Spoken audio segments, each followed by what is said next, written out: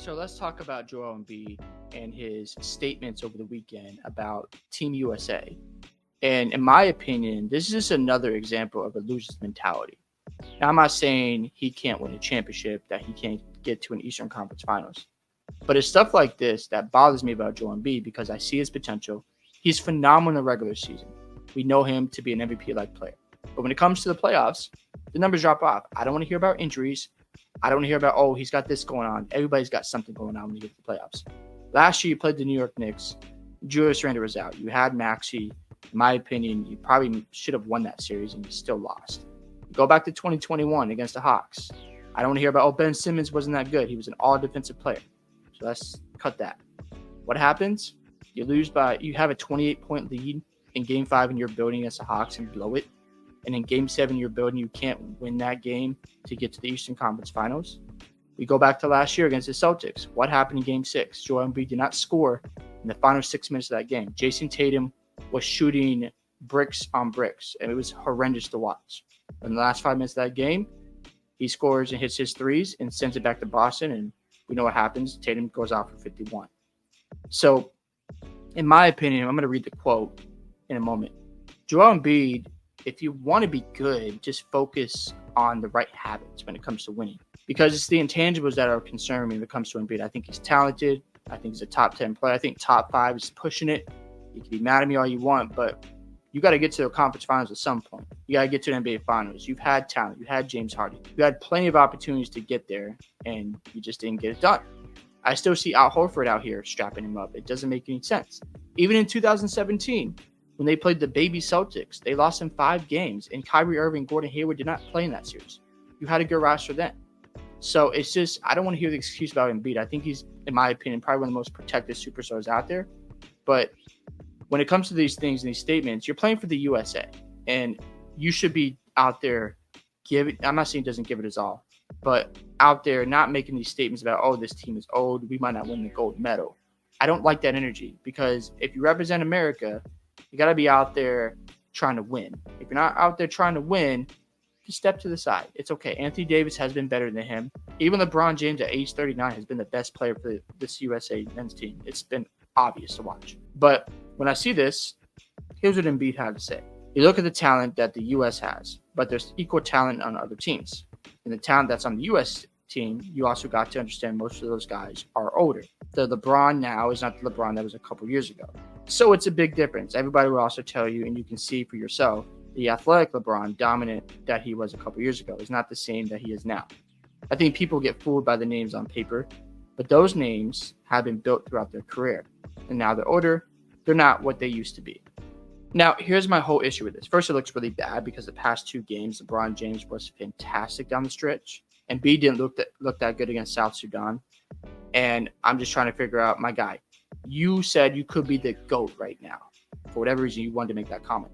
You have an opportunity to help Team USA get a gold medal and be one of the best players on the basketball court. I love the block he had where he blocked the Jeremy shot, and then Anthony Edwards got the easy dunk.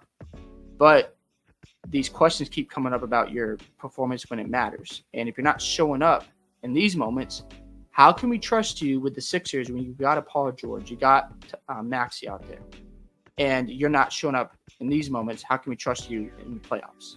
It's the same conversation I had about Joel Embiid over and over again. I think last year, if he was healthy, he would have won MVP again. No doubt about it. The numbers are there. We go to the playoffs, we always see a drop-off, whether it's injuries or whether it's he doesn't show up and he just chokes. That's the reality. Whether you like it or not, that's the truth. And I think I'm tired of these excuses that he tries to build in. And if you're playing for the Olympic team, I don't want to hear that right now. Especially when you're talking about LeBron James, a guy who's won 4 championships. He went to 8 straight finals. You're saying that, oh, yeah, he's old, but he's out here still playing some elite basketball. And we're looking at Joel Embiid going, you're a lot younger than him and you're struggling. And I know you had this surgery in February, but he still played in the playoffs and he still chose to play in the Olympics. So what are we doing here? Maybe you bring him off the bench. Let Anthony Davis come in and cook. I just don't like this attitude about, oh, yeah, we might not win it. That energy could be seen on the basketball court and an important part of the game. And I don't trust Joel Embiid in those moments. I don't want him out there if he's going to have that type of energy. Because what's going to happen next? Oh, I tried to tell you guys that we were older and I knew this would happen. You knew this would happen. Like, if he says something like that, it's going to turn off American fans because we expect this team to win gold medal. You don't hear Steph Curry talking that way. You don't hear Jason Tatum talking that way, LeBron James talking that way. Any other players aren't talking this way. So why does Joel Embiid need to come out and say this? It doesn't make any sense. I don't agree with it. I'm not a fan of it.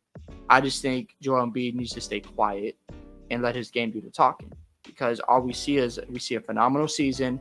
We see him win MVP or have a great roster, and then he chokes in the playoffs or an injury happens. It's the same narrative over and over again. Again, I think he's a top 10 player. There's no doubt about that. Top 5, I don't think he is. You got to get some hardware outside of just one MVP and get to a conference finals at least.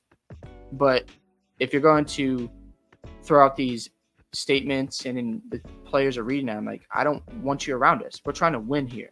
And if you're going to bring that energy into our locker room, maybe you just should drop out of the Olympics. I know Rasheed Wallace made a comment about that today where it's like, you should just focus on the title instead of the Olympics, because a lot of people are getting him smoked. You know, his reasons were because like, you just had surgery, just take a break and get ready for next year. But it's just one of those things where Embiid will make a comment like, why is he even saying that? Where's his head at? It's the same old thing. Like, bro, do you want to win? Do you actually want to get a championship? Is that something you really care about? Because it takes a lot of effort. It takes a lot of mental fortitude. And again and again and again, we see Embiid not show up in those moments where you need him the most. And if you're struggling on this stage with the Olympics where you're not looking that well, I don't know if it's health or he can't handle the pressure. I'm not sure. But it's just the same questions we've asked over and over again. We think Joel Embiid's talented. We think he's a great center. But at the end of the day, is he going to show up when we need him? I don't know. That's a question that he needs to answer. I just thought that quote was just not necessary, especially when this team is focused on trying to win a gold medal. If you're not trying to win for the American team, get off the team. That's my perspective today. Is like, bro, we're trying to win it all. And if you're here to contaminate that, just step aside. No hard feelings, nothing personal. But LeBron and Curry, they don't have that type of energy. So I just don't like that quote. I thought it was just dumb to say, especially when you have an opportunity to be one of the best players on that basketball court and help take the burden off LeBron James and Steph Curry, take the burden off the older guys. When you've won an MVP, you should have won back-to-back if you were healthy. I don't like that. And then if you're claiming you could have been the GOAT, yet you're making these kind of statements, it doesn't show good leadership from Joel Embiid. We've seen him in the past. I remember he threw James Harden under the bus. It's just the same thing over and over. That's what I don't like about Joel Embiid, is like his mental fortitude is just not always there. It just seems like there's some excuse he tries to throw out there.